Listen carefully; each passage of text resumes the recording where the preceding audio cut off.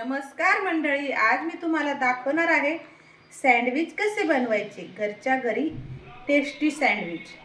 हे 3 बटाटे, 2 टमाटे, 1 कांदा, 1 काकडी, कोथिंबीर आणि ब्रेड, केचप, मीठ आणि तिखट आपल्याला जसं पाहिजे तसं आपण घेणार आहे। आता मी हे सगळं मिश्रण एकजीव करणार आहे।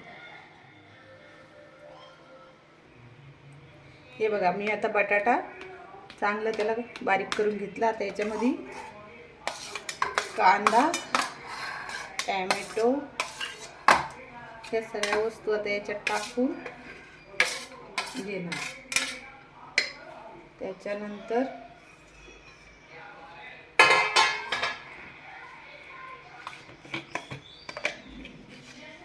चवीनुसार मीठ आणि चवीनुसार तिखट।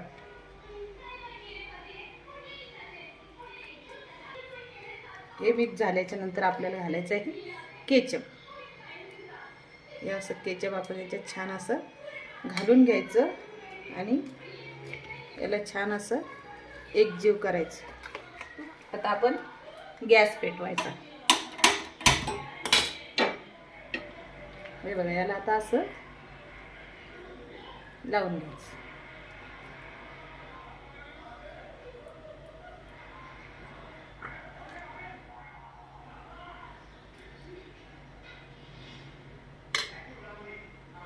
दुसरं ब्रेड त्याच्यावर असं ठेवायचं।